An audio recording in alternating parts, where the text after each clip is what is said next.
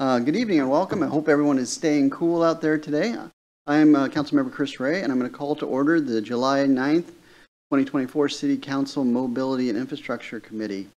With me this evening are Deputy Council President Barbara DeMichelle and Councilmember Zach Hall. Public comment. There will be multiple public comment opportunities this evening. There's a general public comment opportunity at the beginning of the meeting, or you can make comments after the presentation and council question and answer period. City Clerk, do we have anybody online who might be wanting to make public comment? Chair Ray, we have had nobody sign up before the meeting to speak and nobody online indicating a desire to do so. Hey, is there anybody online? Yes, we do have one attendee online. Okay. All right. Well, if members of the public are interested in making comment, you can, if you're on your phone, press *3, or if you're on a computer or smartphone, look for a hand icon. That may vary by device. So I'm going to just wait a second and see if anybody would like to make comments at the time. Okay. Not seeing anybody? Okay, then we're going to move on. We have one item on our agenda for this evening, and that is... I'm sorry, Chair Ray, could I interrupt you for approval of the minutes? Yeah, just a second. Oh, sorry. I will do the minutes, I promise you. All right, before I get to the one item on our agenda, any objections to approving the minutes from the June 24th, 2024 meeting? All right, hearing no objections, the minutes are approved. We have one item on our agenda this evening.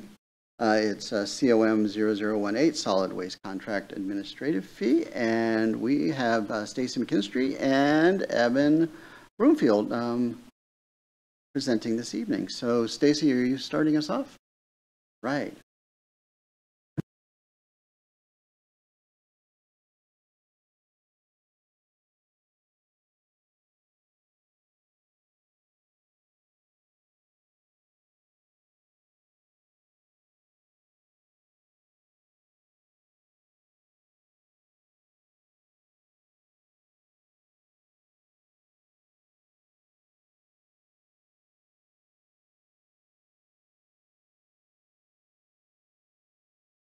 Well, Deputy Councilmember DeMichelle and Councilmember Hall, great to see you all again this evening. My name is Stacy Van McKinstry. I'm the Sustainability Manager with the city, and joined tonight by Evan Brumfield, our Environmental and Regulatory Program Manager from Public Works. Tonight we're here to discuss with you a proposed increase to the solid waste contract administrative fee. The fee provides revenue to our city's sustainability fund, which supports implementation of the Issaquah Climate Action Plan and our waste diversion programming and projects. We are seeking input tonight on a recommendation to increase the fee by 3%, which would be from 6% to 9%, in order to further support our ICAP and waste programming. The Sustainability Fund supports our climate action and solid waste programming. Revenue from the administrative fee on the solid waste contract goes into this fund. We currently have a 6% administrative fee, which went into effect with the new waste hauler contract a year ago. The fee was lower than previous years, given the increased rates with the new contract and trying to reduce the impact on our residents. Currently, the revenue generated from the fee brings in approximately $660,000 per year. This number is approximate because it depends on the number of residential and commercial customers and the size of their account. For the first year of ICAP implementation, we relied on a small allocation of city funds requested through council and grants.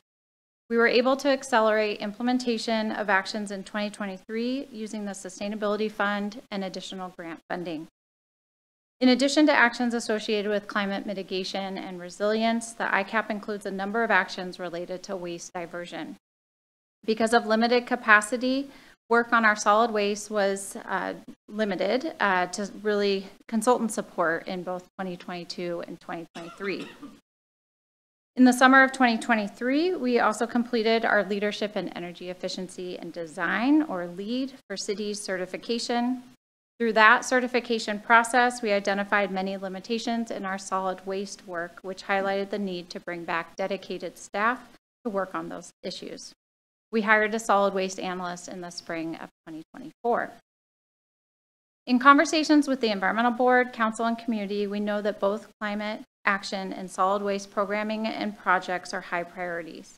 We have plans that identify roadmaps for implementation to make progress on those targets. Based on our draft budget for 2025-26, we cannot currently support the work that staff have identified as needed for the next biennium in order to advance progress towards our targets with the current revenue that's anticipated with the administrative fee. We are pursuing all possible grants, as we discussed last night, but this takes a lot of resources to prepare applications, manage those grants, and report on them. We will continue to pursue any and all possible grants to supplement our budget, but additional dedicated revenue to the Sustainability Fund will support our essential climate and waste work. In order to support that climate and waste programming and projects, we are proposing the recommendation to increase the fee to 9%. A fee increase supports a variety of climate and solid waste projects and programming. With the fee increase, we can support those projects and programs that are identified in the meeting packet, and I'll highlight a few of those here. Without the fee increase, we will be able to maintain our ongoing costs, but any projects or program funding will need to come from grants, which will limit implementation for a period as staff really work to secure that additional funding. Last night, Council heard about our progress on actions and targets in the Climate Action Plan. We identified the need to accelerate our work and, in some cases, expand projects and programming. Our proposed budget does this. Some of these major budget requests are capital projects, such as solar energy for several city facilities, electric vehicle charging for fleet and at some public sites, and completing a conversion of our streetlights to LEDs. We are also looking to continue and expand on a number of our programs. This includes our residential heat pump program and expanding electrification incentives to other appliances. We are looking to continue our program with existing commercial and nonprofit buildings for energy efficiency, renewable energy, and electrification, and continuing and expanding projects around building community resilience. There are many other smaller projects and programs that the sustainability team will support, but these ones on the screen here are the larger ticket items. As we prepare our budget, we are in the process of tying these major projects to their impact, including greenhouse gas emissions reduced, energy savings. I can pause here, and then I'll hand it over to Evan to talk about our solid waste programming and projects that will advance with additional revenue.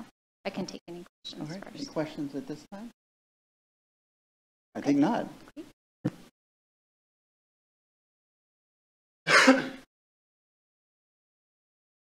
All right, thanks, Stacy. As Council saw last night in the ICAP midpoint check-in, our diversion rates have been heading in the wrong direction.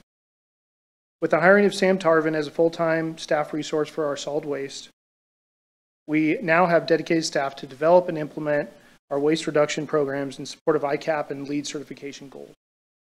We also heard last night at the midpoint check-in that there's interest in policy to require recycling and composting at multifamily properties in the future.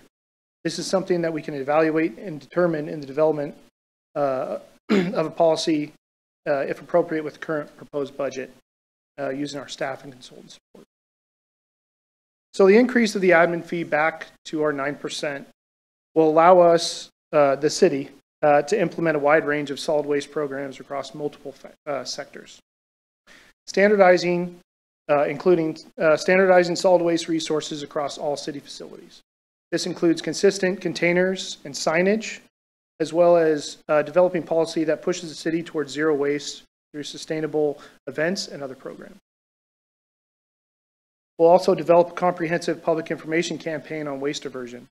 This campaign will create an outreach calendar for information on how to engage with solid waste programs, to include social media posts and information. We'll also build out our solid waste web pages to increase information and access to these resources. We also want to create a potential competition within the city for organizations and individuals to track waste reducing activities. But we also plan to partner with Ecology on their Food Waste Prevention Month. This will help develop specific food waste prevention resources that allow individuals, families, and organizations to track current food waste and provide tips to reduce and prevent food waste at home. We also plan to potentially expand the city's construction and demolition ordinance, or C&D, to enforce C&D requirements to help us track diversion from these larger construction projects, to help us track diversion on these more accurately. Then as we also plan to set up more opportunity for community members to participate in city level repair and reuse programs. We're thinking that the last two items, the C&D and community reuse and repair, might be a good opportunity for us to partner with UW Evans School grad program. They can evaluate the programs and see how we can roll them out in the city better. These programs directly will align and support ICAP and LEED certification goals, and will allow the city to achieve its waste diversion objective. Slide. Do I do it? It's not my fingers. Yeah. Okay, options. So yeah, administration is recommending a move back to our 9% admin fee. With that move back to 9% admin fee, our residents, which in our most substantial service level, which is the 32-gallon garbage cart, they can expect approximate $1.14 increase in their monthly bill. That would result in about $13.68 a year total for that move from a 9%. This would result in $330,000 of increased annual revenue over our current 6% admin fee revenue. The 9% admin fee would be higher than some of our surrounding jurisdictions, but it would also be lower than some of our surrounding jurisdictions. So it kind of put us in a nice happy medium. Next year, it's also proposed that King County is going to be increasing their fixed annual rate. Right now, that is shown to be about 2.8% is what they're increasing that to be. So with that and cost of living and our admin fee, we're looking at a rough estimate of about $3 increase over our existing 2024 rates for the move to a 9% admin. That's per month. This will allow for larger, more impactful projects to meet our ICAP and LEED certification goal. Alternative option number 2. So this is more of kind of a baby step approach where we have our 6% where we're at right now. We move up a 1.5% to 7.5% in 2025, and then an additional 1.5% get to 9% in 2026. In 2025, this would result in about 60% monthly, or sorry, 60 cent increase in the admin fee for our residents' bill. Again, this is that 32-gallon garbage cart, which would result in $6.84 annual increase in the admin fee that our residents would see. This phased approach would offset a King County fee increase going into effect in 2025, while also generating $165,000 in revenue, in additional revenue over our current 6% admin fee. However, carryover revenue going into 2026 would be less than the recommended option, and staff would need to reduce current proposed projects in the budget, particularly for residential electrification, commercial energy efficiency, EV charging, renewable energy of city facilities, and larger solid waste projects as well. So taking again that King County rate, our cost of living, kind of where we're at, kind of in draft proposed, with that 7.5%, we're looking at about a $2.40 increase monthly bill for again that 32-gallon subscription level. Option 3 is to stay at 3, which is no increase. So there would be no increase to the admin fee for our residents. At this level, staff would need to reduce their ongoing cost significantly, as current revenue does not support ongoing costs for 2025. So again, we mix that King County rate, the cost of living, with our existing 6% admin fee, and we're at about a $1.80 increase, and that's due to the cost of living and increase to the King County rate. So this would significantly reduce or eliminate many current ongoing programs and new projects for ICAP implementation and solid waste programs. Staff would need to allocate more capacity to pursuing these grant opportunities, like Stacy mentioned as well, to make up for the loss in the revenue. So it's basically $1.20, approximate right now a month between our preferred option of the 9% to the option 3, 6%. Talking about $1.20 a month different.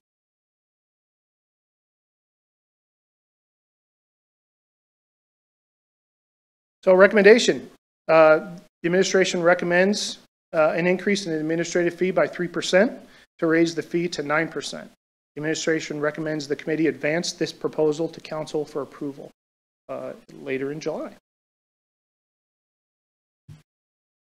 So timing and next steps, excuse me. If the committee approves advancing the recommendation to council and council approves the 9% admin fee, the new fee will take place January 1 when all new fees set for our solid waste. Following council's decision, staff will alert Recology of any change that we need to make in the fee, and we have until September 1st to do that when their fees come to us, the new rates come to us for approval. The administration will review this fee in the second quarter of 2025 and determine if additional adjustments might be needed. So the direction needed here tonight is we're seeking input on the recommendation to increase the solid waste contract administrative fee from 6% to 9% to support implementation of the Issaquah Climate Action Plan, LEED certification goals, and waste diversion programming project. Great. Thanks, Evan. Yep. Thanks, Stacy. All right, questions? Councilmember Hall? Thank you. Well, the two that I emailed in, you answered in your presentation like you said you would, so thank you. So let's talk about Appendix A, kind of looking at the fund over the 2 years. So option 1 is the only option that at the end of 2026 we're not in the red for the sustainability fund. That's correct? with our current. Oh, okay, and that assumes, okay, so the list of activities that would be cut or reduced in the memo isn't incorporated into the numbers in attachment A, is that right then? The activities in. So if we went with, say, option 2 and scaled back on some of the things that are listed in the memo, would we still be in the red as depicted in option 2, or is that just if we went ahead full steam with the full list that was included? Yeah, sorry.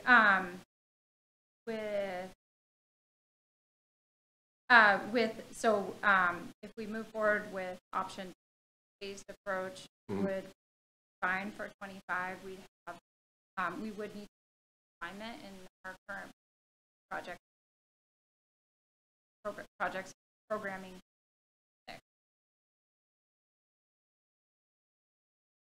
Okay. But those are projects held back.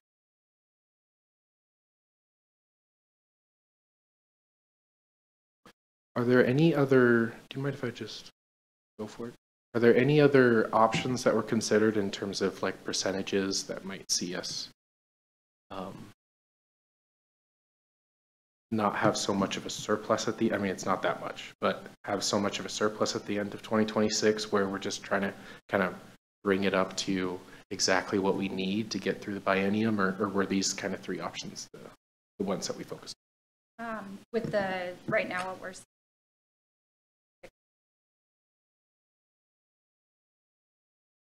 Yeah, I mean, I think there are many projects and programs.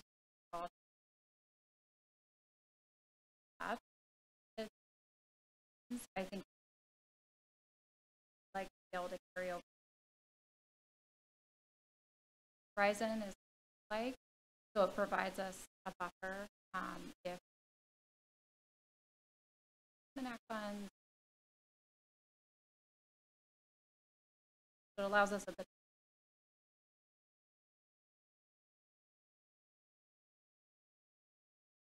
Okay, thank you. Good to go? Oh, keep going. This might be a question for City Administrator Bowkowitz. I didn't think about it beforehand, but do we know if the sustainability fund is eligible for like interfund borrowing do we do any interfund borrowing that we've explored? Is that worth exploring at all, or is We don't do a lot of that. Excuse me. Good evening, council members. We don't do a lot of that. I mean, it's not allowed. The reason you're seeing a pretty straightforward approach here is we believe the council, the community, certainly Mayor Pauly, want us to continue this work. And so as we look at potential funding options, this has historically been how we have done this. The Sustainability Fund has supported that, as has been detailed tonight. We kind of went through a revisioning of how this all works 3 or 4 years ago. And so we're really now very focused on spending this money toward the climate action plan, as well as some of the solid waste work. So that's why you don't see a whole lot of different approaches. We think the 3% makes sense. We look at what other jurisdictions charge. We think it's comparable. And we know that there's an interest in doing this, doing these programs. So we could come up with any other scenario you like, but we just wanted to keep it simple.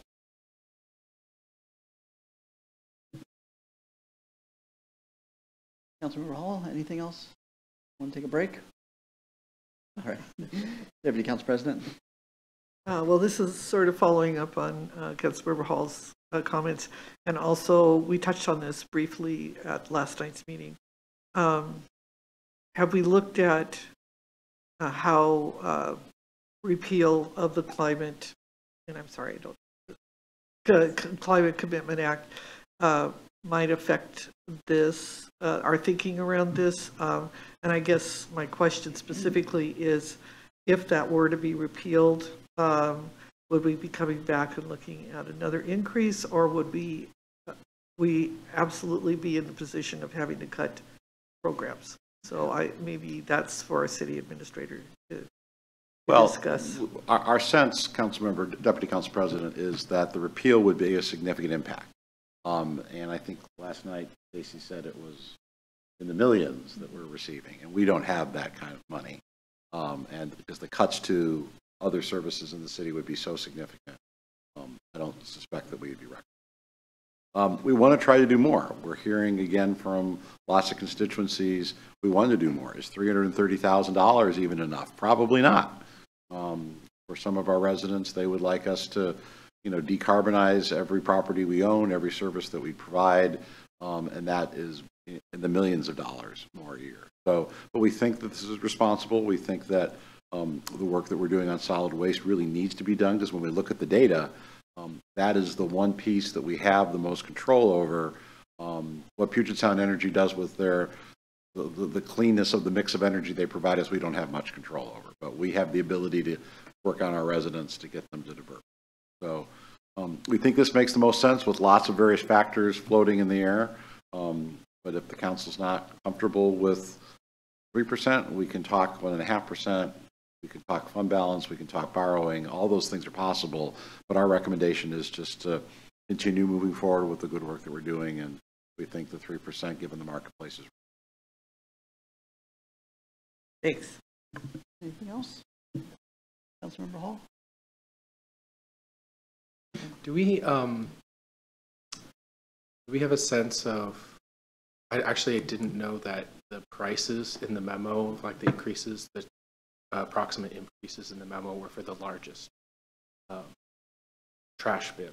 Is that what you said? No, it's for the most subscribed in the city, which is 32 subscribed. gallons. So 96 are the big totes. Yeah.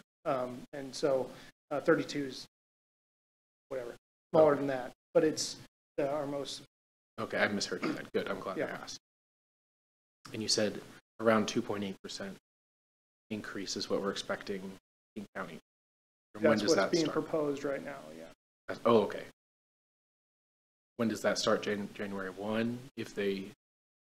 Yes, yeah, it would kick on January 1.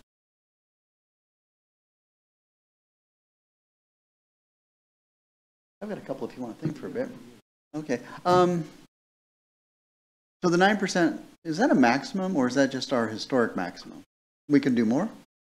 We can do more, yeah, and other cities, who have higher admin. And then based on what Evan said, it sounds like we can make these changes annually. Yes, So we got one shot each year to adjust the fee. Okay. correct. So I should know this, but I don't. What are the other sources of revenue for the sustainability fund other than this? What are the other major ones? That does come from This is it? admin. So the balance is all coming out of general fund then? No. Oh. So historically, the city has funded the Office of Sustainability using the Sustainability Fund and no other funds. Okay. So we've reconstituted the Office of Sustainability. It used to provide a whole variety of unrelated services, and now doesn't. So any additional dollars that we're able to get in grants is above and beyond that. So I guess strictly speaking, those grants probably don't go through the Sustainability General Fund, but they're specific grants. They're earmarked. So there's no ongoing general fund support for these programs. Okay, and the administrative fee on solid waste is our sole source of the sustainability fund. That's correct. But that's council policy. Okay. The council wished to spend money on other things it could. There's also an argument that this sustainability fund could be spent on other programs. Yeah. So largely, it's funded with grants. Sounds like. Well, it's $660,000 currently in the existing fund. So we're able to buy a few things with that. Okay. It currently funds what? Two full-time staff in sustainability, the Civic Spark position, the solid waste position, and probably some great percentage of Evans. Portions of others scattered around. Okay. Are there any savings that we have identified that are associated with some of our energy efficiency efforts that we have done in our city buildings? I mean, are we seeing a reduction in the cost of our utilities? Yes, and that's something we will be tracking as proposed capital biennial budget are those savings. Those savings typically facilities or department. Yeah. Those. Or the funds that pay those. Yeah, Yes. no, I understood that. And then if we actually became better at diversion, would we reduce the cost to Recology for landfill? I mean, I guess I don't know if they have a fixed rate that they just pay and they dump all they want, or if they pay by the load, or how that would work. So, I mean, you would reduce your bill, would be the biggest part, and that's the biggest sell that we do when we go into businesses and we talk to them about, hey, you should get compost because that's cheaper than just throwing everything to garbage on top of, you know, what's best for the environment and everything else too. But, you know, that's the sales pitch that we give and Recology gives as well. Okay, so it's really because I won't need that 96-gallon potable. I can get by with the 24-gallon little green thing. Yeah. Got it. Okay. So it really does, there is a reduction in cost potentially to the consumer. And that's part of our outreach and communication. Yes. Okay. Great. Thanks. That's all I got for right now. Councilmember Hall, any other questions? I was really intrigued with the chart you showed us yesterday for greenhouse gas emissions, both the one with King County that shows like federal, state, and then local action being that big bottom as well, but then also kind of our own trend line city, and how do we get from being just shy of meeting our greenhouse gas emission goals to meeting it. So in your opinion, does 9% accelerate us to the point where we think we have our best chance of meeting our goal, or is that some point past 9% and this is just 9% is what we think we can accomplish for these 2 years? Great question. I think it will significantly accelerate progress. Part of what the emissions reduction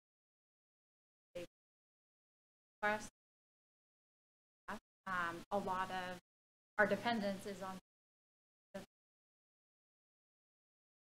our community members, but the programming and project climate behavior change.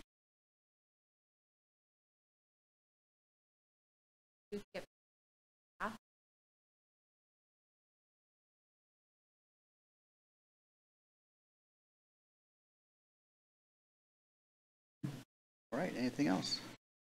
I think we've now reached another public comment opportunity. Is there anybody in the room who'd like to make comments at this time? Anybody? Anybody online interested in making public comment at this time? Chair Ray, nobody online has indicated a desire to speak at this point. Okay. I think everyone tuned in for the second game of the doubleheader. All right, thoughts from the committee? Go ahead. Sure. Thank you. Yeah, you know, I think the policy question before us really is cost benefit here. I think you put it really well for just $1.14 per month more for the average ratepayer. Our community, it seems like, can fund quite a bit of expanded programming. That list was actually a lot more than I thought. And as was said, maybe just a little bit more of an increase with the King County rate increase next year as well. We have heard from our residents that rates are high, and that's been a challenge, but we've also heard, oftentimes even here during public comment, that climate action is a really important priority, and even recently that task force charged with updating the strategic plan seems to be indicating some priority around pace for climate action. Like we said, like we saw last night, how important local action is when combined with state and federal action and all the other jurisdictions for meeting our greenhouse gas reduction targets. The big takeaway from that is that we are not without influence ourselves, especially when combined with others. Plus, as you noted as well, solid waste was one of those areas that was identified when we got the LEED Gold certification as an area, an opportunity for improvement with the city. And I think another way of thinking about this decision too is through the context of our upcoming budget discussions. I think we all recognize it's going to be a challenge. And this does seem to be a lever that we can pull for modest gains and high impact for continuing our leadership in the region for climate action in this space and making progress on this important community priority, even if times are tough. I do think that the admin recommendation is compelling, and I would support moving forward with moving up to 9%. That said, we have heard quite a bit from residents concerned about their waste bills. So I think if we're going to do that, we also need to be very prepared to tell them exactly what they're getting for that added cost and why it will benefit them. So you'll be able to pull something together. And that's some sort of communications effort, but also having events and those kinds of activities. I mean, you listed the sustainability fair in the memo as well, where people are actually seeing, oh, okay, sustainability. Maybe there's some sort of insert that once a year. Here's what you've helped accomplish. And those are my thoughts. Great, thank you. Deputy Council President. Yes, I agree with much of what Councilmember Hall said. I support the 9%, and I'm just going to note that even with that increase, the carryover at the end of 2026 is about half of what the carryover is in 2025. So even with this increase, we will be slowly but surely diminishing our carryover. So, and I have, as City Administrator Bob Quitz has pointed out, I have a lot of concern about what happens if the Climate Commitment Act is repealed. It's going to impact us significantly. So I support this, and then within the context of what's happening in our community and in the state, may be prepared to do more next year. As has been noted several times, absolutely on our community surveys and just conversations with citizens, the environment and combating climate change in our community is by far one of our top priorities. So this is a very modest increase that will get a big bang for the buck. So absolutely support option 1. Thank you. All right, I'm going to just pile on yes and yes. But I also wanted to add, because I was wringing my hands over the increase, and I think what kind of got me over the hump there is what we need to do is push on diversion, because that's how we minimize the impact of the increase, is by saying your base bill is going down, so hooray. And that's a win-win, right? So I think one of the things we have to focus on is making sure that we can really be successful in getting the diversion rates up, because that ameliorates the need for the bill, your monthly bill, to go up for trash hauling. I think it's a modest amount of money, quite honestly. I think let's go ahead and do 9% now, but Deputy Council President DeMichelle's point, I think we should have this conversation again next year and see where we want to go, and then what other sources of funding we might want to look at, because there is a big lift to be had in these programs. So I think I will do like a vote here. All of those in favor of moving forward with recommending to the full council that we change the solid waste contract administrative fee from 6% to 9%. To support implementation of climate action plan, say aye. Aye. So that's unanimous. So we're fully behind this, and look forward to taking this to our colleagues at the full council. Thank you both. Stacy, for yesterday too. You're kind of become a regular. Evan, thank you again. Yeah, thank you.